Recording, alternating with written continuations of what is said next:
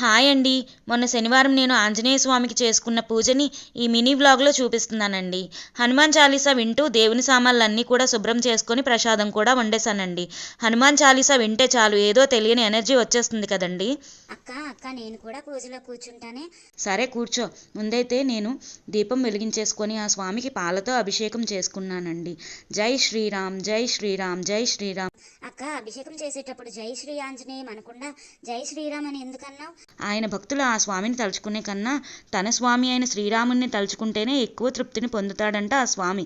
అది సరే గాని అక్క, ప్రత్యేకంగా శనివారమే ఆంజనేయ స్వామికి ఎందుకు పూజిస్తున్నావు? ఆంజనేయ స్వామిని శనివారం పూజించడం వల్ల ఏలినాటి శని ప్రభావం తగ్గి ఇంకా శని ప్రభావం మన మీద పడకుండా రక్షణగా ఆ స్వామి రక్షిస్తారంట. అలాగే అదే రోజు పాలతో అభిషేకం చేయడం వల్ల మనం చేసే ప్రతి పనిలో కూడా విజయం కలుగుతుందంట. అవునా అక్క, చాలా మంచి విషయాలు చెప్పావే. మా అక్కతో పాటు ప్రతి ఒక్కరికి కూడా మంచి కలిగేలా చూడు స్వామి. జై శ్రీరామ్.